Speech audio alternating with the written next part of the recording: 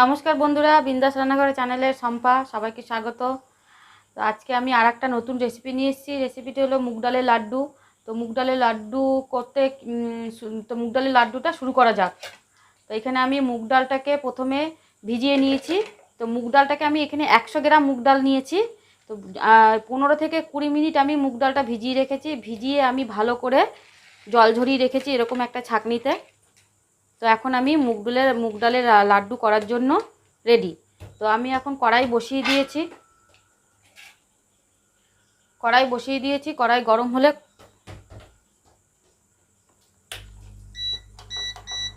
তো মুগ ডালের লাড্ডু করার জন্য কড়াই বসিয়ে দিয়েছি। তো এটা বেশি আজে করা যাবে না, আমি মিডিয়াম আজে করব। কড়াই গরম হয়ে গেছে। তো কড়াইতে এখন আমি এখানে পরিমাণ মতো ঘি দিয়ে দেবো।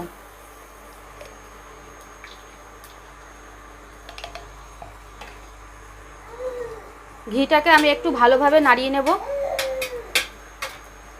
ঘি গরম হয়ে গেছে। এখানে আমি ভিজিয়ে রাখা মুগ ডালটাকে হালকা করে ভেজে নেব।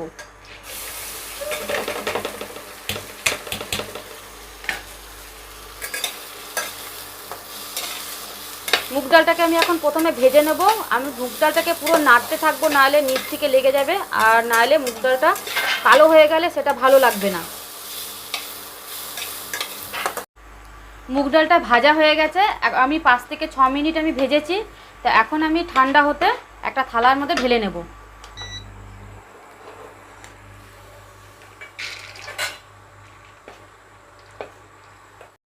এখানে আমি চিনি নিয়ে নিয়েছি 50 গ্রাম। তো চিনিটাকে আমি এখন গুঁড়ো করে নেব।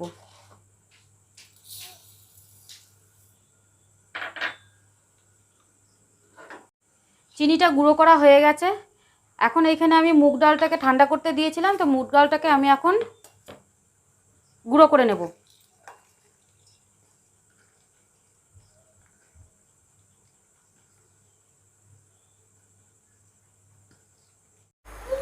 কড়াই বসিয়ে দিয়েছি, কড়াই গরম হয়ে গেছে। এখন আমি কড়াইয়ের মধ্যে অল্প ঘি দেব। অল্প ঘি দিয়ে আমি এখানে 4 মগজ নিয়েছি। 4 মগজটাকে আমি ভেজে নেব।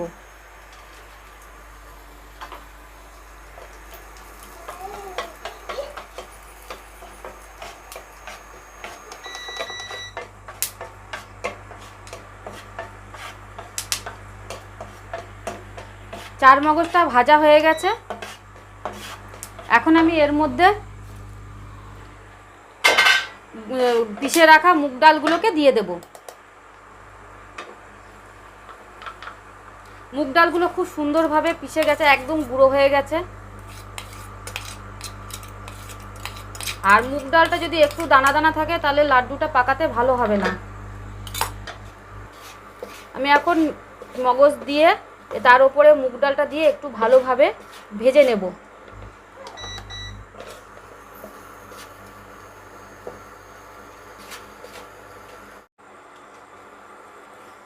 খুব সুন্দর গন্ধ বেরিয়েছে। আর মুগ ডালের যে এই যে ডালা ডালা যে পেকে গেছে, এইগুলো একটু খুন্তি দিয়ে ভেঙে দিতে হবে ভালো করে।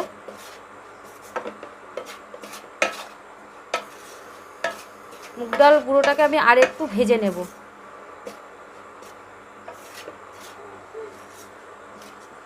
আর ভালোভাবে না ভাজলে মুগ ডালটা একটু কাঁচা কাঁচা গন্ধ বেরোবে। ওই জন্য মুগ ডালটাকে একটু ভালো করে ভেজে নিলে আর গন্ধটা বেরোবে না। তো এখন ভাজা হয়ে গেছে। আমি এইখানে যে চিনি গুঁড়ো করে রেখেছিলাম, গুঁড়ো চিনিটাকে দিয়ে দেব।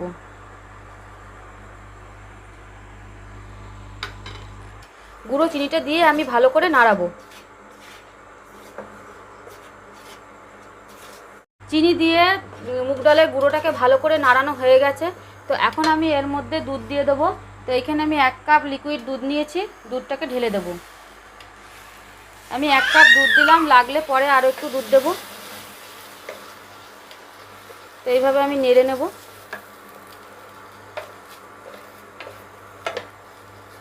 এভাবে নাড়তে থাকবো, নাহলে দলা পেকিয়ে যাবে। তা আমি এর মধ্যে আর অল্প দুধ দেব। মোট আমি 1.5 কাপ দুধ দিলাম।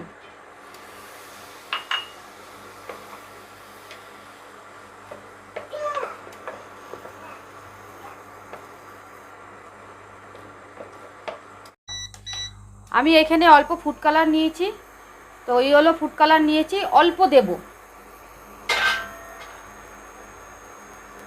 আমি প্রথমে অল্প দেব, দিয়ে আমি একটু ভালো করে নাড়িয়ে নেব। ফুড কালার দিয়ে আমার ব্যাটারটাকে নাড়ানো হয়ে গেছে মুগ ডালের। তো এখন আমি নামিয়ে নেব। তো এইভাবে নাড়া দিচ্ছি তো কড়াই থেকে পুরো ছেড়ে যাচ্ছে। তো এখন লাড্ডু পাকানোর জন্য রেডি হয়ে গেছে। তো আমি একটা থালের মধ্যে প্রথমে একটু ঠান্ডা করে নেব। মুগ ডালের ব্যাটারটাকে নামানো হয়ে গেছে। তো এখন আমি একটু ঠান্ডা করতে দেব।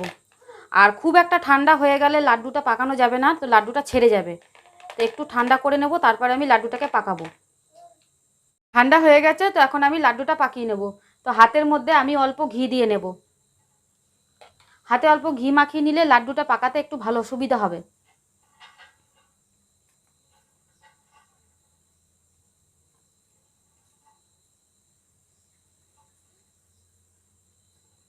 দেখুন লাড্ডুটা বেশ সুন্দরভাবে পেকে গেছে বন্ধুরা।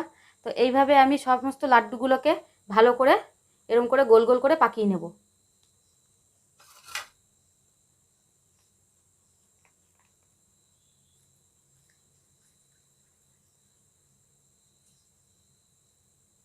তো এইভাবে আমি লাড্ডুগুলোকে সব একসঙ্গে এইভাবে গোল করে নেব। আমি একটা লাড্ডুকে ভেঙে দেখিয়ে দিচ্ছি ভেতর দিয়ে কীরকম হয়েছে। লাড্ডুটা ভেতর দিয়ে খুব সফট হয়েছে আর খুব সুন্দরভাবে লাড্ডুটা একদম নরম হয়েছে। এইভাবে দেখিয়ে দিচ্ছি আপনাদেরকে। তো এইভাবে আপনারা লাড্ডুটা করে নেবেন, খুবই ভালো লাগবে। আর মুগ ডালের লাড্ডু রেডি। তো এইভাবেই আপনারা ঘরে থাকা দুটো উপকরণ দিয়ে মুগ ডালের লাড্ডু বানিয়ে নিন, আর খুব সুস্বাদুও হবে। আর লাড্ডুটা আমাদের খুব সুন্দর গন্ধ বেরিয়েছে। তো অবশ্যই আপনারা একটা লাইক করবেন ভালো লাগলে, আর কমেন্ট করে জানাবেন কেমন হয়েছে। আর যারা এখনও সাবস্ক্রাইব করেননি তাদেরকে বলছি সাবস্ক্রাইব করে দিতে। তো ভিডিওটা আমি এখানেই শেষ করলাম।